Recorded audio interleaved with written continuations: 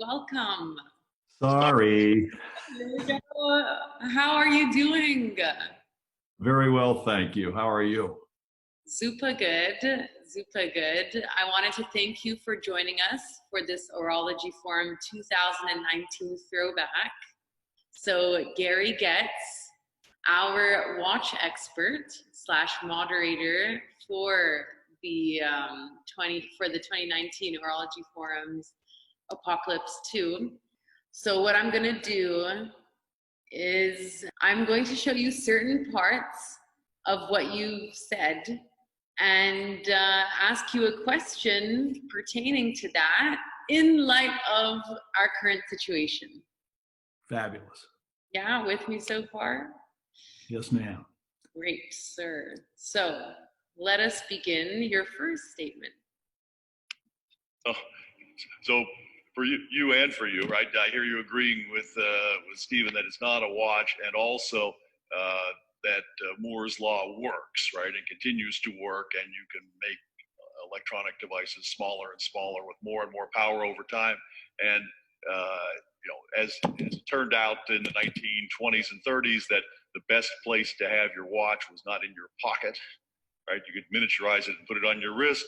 That there's no reason over time to waste that real estate with sensors and transmitting devices and screens maybe that are in your ear, eye, under your skin, and that it may be that the traditional timekeeping piece and this electronic connected device actually diverge further rather than converge. Okay, so Gary, what do you think Corona has shown us, if anything, about timepieces and what is unnecessary about how they're made and marketed now? I added the word marketed because back when the simple decision was from pocket to wrist, marketing wasn't a make or break, as much of a make or break as it is now. Well, I think that you know what we talked about at the day of the panel is still true in terms of the evolution of timekeeping and the natural place to keep a device, right? So I think that you know, today, Corona, no Corona, I'd still say science still advances, and eventually, and we're already seeing this to some extent, right? That the informational functionality, I'll call it, of something like an Apple Watch or a connected device can be anywhere, right? It could be in the corner of your eye, it could be, you know, in your ear, and so in some ways it continues to free up real estate on the wrist for mechanical timepieces that actually give different benefits in terms of enjoyment, beauty, craftsmanship, you know, the kind of stuff that that well done mechanical watchmaking can deliver. Now, will that go faster or slower now that marketing is less in person, more remote, you know, and people are you know, depending on things like interaction of these kinds, right? Virtual interactions.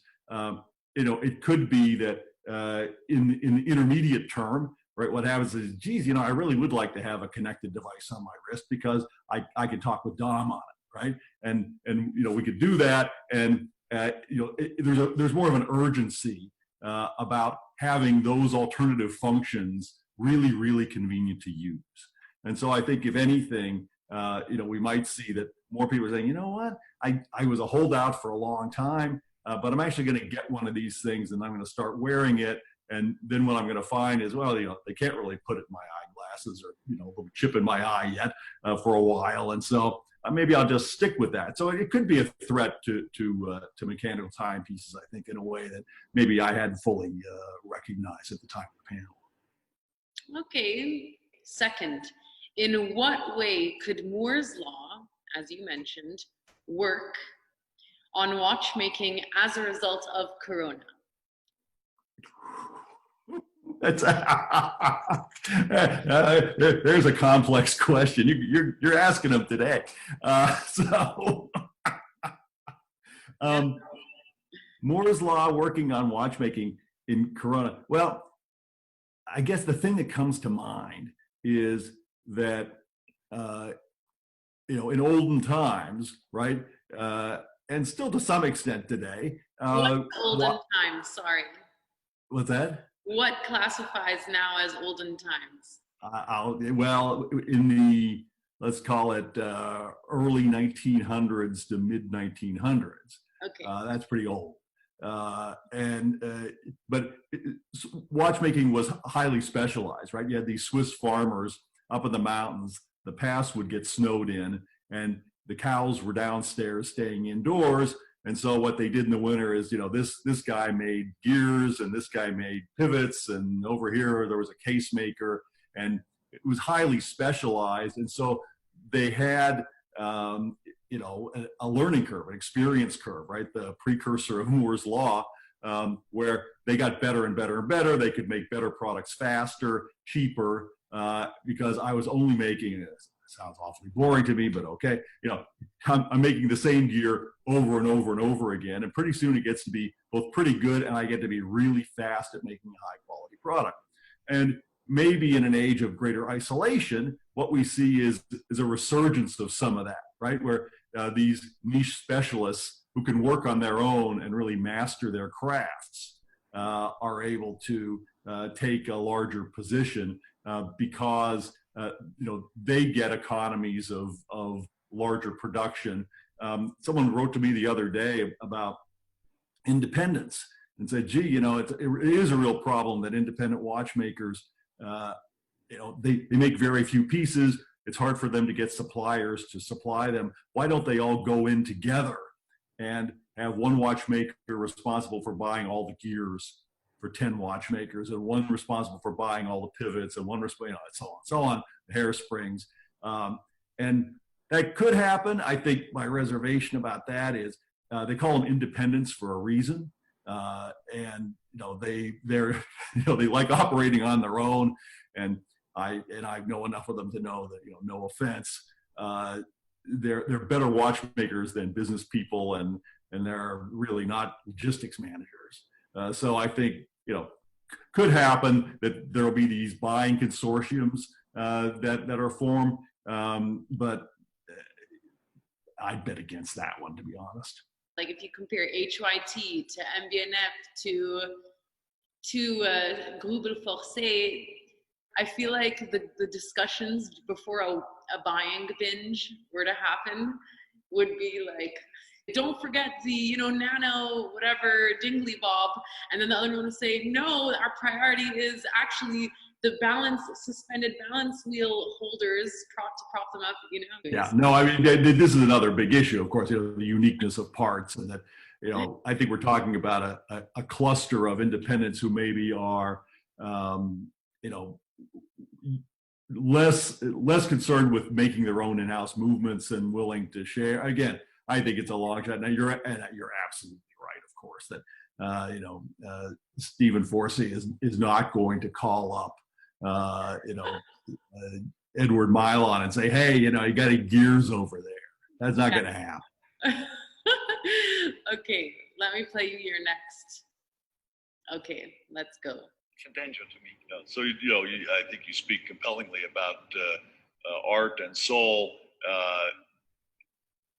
Can any of you envision that at some point artificial intelligence will get to be so good and learn so quickly that it will make the job of the watch designer less important or obsolete? Okay. Relative to the ongoing panic and chaos and rise in depression, rates that we're seeing or are being reported due to Corona, how would you answer your own question, Gary, now in this context? Well, here's the good news, right? The good news is that if you're a designer of watches, say, right, and you're Eric Giroux, you can work on your own. So I think that it's not that difficult for really talented designers at the very high end of horology who are being hired to do these bespoke designs that are new to the world. they won't have a problem. I think, the question around can artificial intelligence get so good that it is able to replace the work of the designer? Well, in a world in which collaboration, especially in-person collaboration in a room, sketching things on sheets of paper or on the wall and saying, no, not that, it's the other thing, where that's much more difficult. You might well see that people are trying to improve these algorithm-based design models. Say, well, I'd like something that kind of looks like this, but make it different in the following way and see what you get. And for those who are not the very best or highly practiced, I should say, highly practiced industrial designers and watch aesthetic designers, that ability to generate multiple reps could actually enable them to do better than they've done in the past. I mean, my friends and I, when we consider commissioning a watch from an independent, I'll do these really awful Photoshop mock-ups, and I'll steal numerals from this watch and the color from that watch and paste it together, and it looks pretty bad. And I'm never going to get better, but there are people out there who will get better. Practice makes perfect. Well, make better anyway. And what about the art and soul part versus convenience? Since earlier you even said, nowadays we're mostly online and we're mostly alone. So how would you say the art and soul factor, the art and soul that needs to be in a watch versus convenience in a watch in light of now, how would that play out? Life is full of paradoxes, and going to one extreme often promotes the other. So, if anything, in an age of isolation, I think people seek meaning and connection. And so heart and soul, to me, it becomes more important, not less important. And having an object that really represents the personality, intention, ambitions of the creator, I think it becomes a more meaningful thing. And to have a piece that you see and love becomes a more meaningful thing. And so if anything, I think, to the extent that, and you asked about marketing earlier and retailing, to the extent that the marketers and retailers are able to transcend the limitations of these relatively cold digital media that we're all dealing with now, to really engage potential buyers in here's what's emotionally meaningful and engaging about this watch. People want that right now. Philips just had their first auction after a long break, and it went completely berserk. And those vintage watches, I think, to some extent, to some people, represent a link to a better time, and not in a nostalgic sense. Just these are classic, timeless pieces that represent the best of watchmaking in a lot of ways, or pieces that are recognized by a community to be important, and people really bid those things up. And I think some of it is that desire for a return to a more solid footing. Like, what are examples of watches that you saw that made you feel that way? Not the nostalgia, but I guess comfort. Yeah, I think I'm not a vintage Rolex person at all, but I think some of the vintage Rolexes where it's, hey, everyone loves these pieces, or my dad had one of these, or it's Rolex will always be Rolex. There were certain classic pieces, Patek 2497 that I tried to bid on, but got completely blown out. That is one of the classic perpetual calendar wristwatch references ever made, and they only made, I think, 187 of them, including the waterproof version. And so there aren't very many of them, and yet it's something that will always be important and treasured and valuable, and was beautifully made and will always remain beautifully made. I think that those are some examples, but even things, and I'm trying to conjure up an example, but the less expensive pieces, maybe an IWC or Omega, where it's something that is recognized by a community of people who are enthusiastic about watches, and also has stood the test of time already. That was it was actually really nice to hear that certain classics during this time of Corona, Philips came out with this auction, and during this time where everyone's isolated, that was a source of comfort for watch lovers like you during a time of isolation. That's pretty cool. Well, actually, I actually happened to have, I just had it out. I wasn't planning to show it, but this is the Patek Reference 1526 in rose gold. It was the first ever perpetual calendar wristwatch of which more than one was made. First ever serially produced. This is the first ever one that was made. The first ever perpetual calendar wristwatch made in series by Patek Philippe. And both Patek Philippe made it. It's the first ever. If you wanted a perpetual calendar wristwatch, and you didn't commission a unique piece, this was the first one ever made. And they launched it in 1943, still during the war. So it was a kind of a bold thing for them to make this kind of a complicated watch. But this is a watch I've been wearing a lot, actually, the past weeks. It's this one's almost 70 years old, and it just makes me feel good. So to your point, right? There's just something reassuring about looking down and seeing that certain things do endure even in very difficult times. Oh, that's so cool. Thanks actually for sharing that. Thank you. Thanks, Gary. Now let me play the final moment. Okay, let's go. For a good while to come. Do you see the whole idea that the mechanical watch is unconnected? Is that a future virtue that people say, well, I don't like being on the grid, my wallet and my heart being uploaded 24 hours a day. Thank goodness for this old ticking thing that I happen to have on my wrist.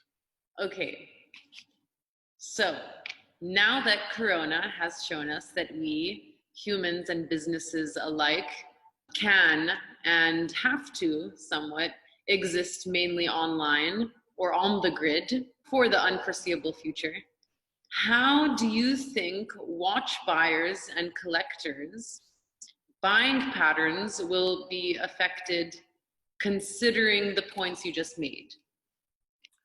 Yeah, I think,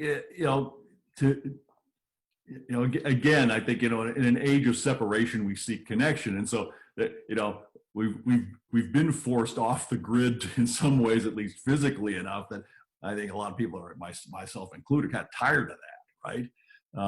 And so, maybe we don't see that trend, taking root quite so quickly as I would have imagined back at the forum, whereas, geez, I'm just kind of overwhelmed by being connected to things.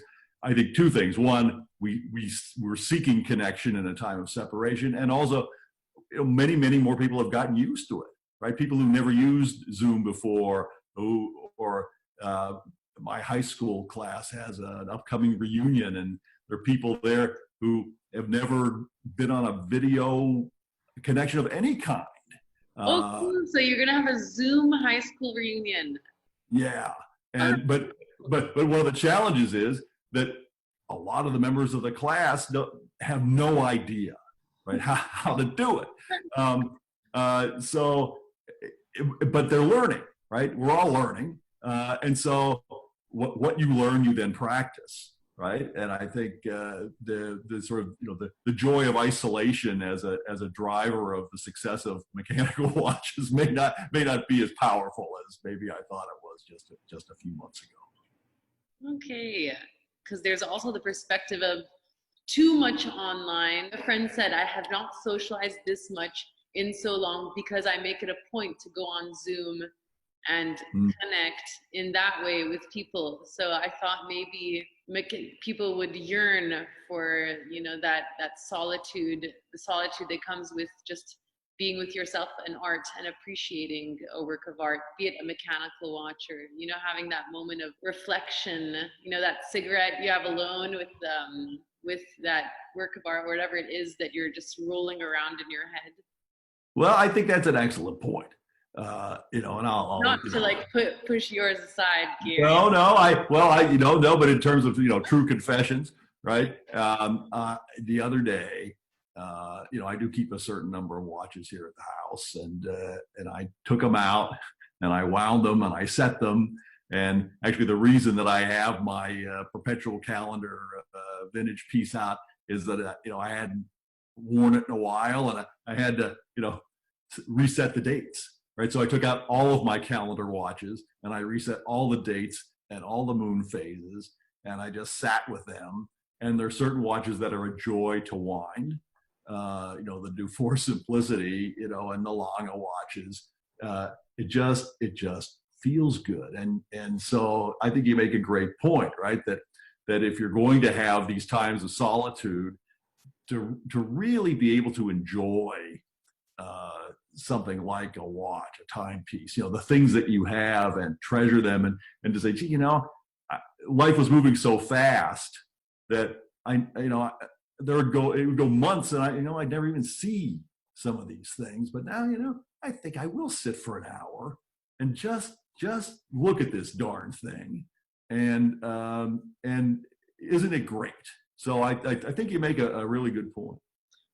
Well, spoken like a true watch collector. That was it. You know, that's everything. Great. But, yeah, thank you so much for your time. I want to thank you for getting personal and genuine in that, because it helps me, people like me, you know, actually feel that vicariously. It's you know, I'm always fond to say, right, it's all about the people. Right? There are watches involved, but it's all about the people and connecting with friends and other enthusiasts, and just being honest and forthright about, you know, what we love about these objects and their makers, and why, and just I don't know. It's just something that for whatever reason, it brings me joy too, I guess, is the short version. And so thanks very much for asking me to join you. No, I'm an orchestrator. So I'm just here to orchestrate connecting you with those other lovers and people who want to, you know, become lovers and of watches and, you know, and, you know, just to connect you all together. Thank you so much, Gary. And thank you for your insight and your wisdom. Thank you for participating in Horology Forum Throwback 2019. And I hope you keep safe and sanitized during these times. Thanks so much.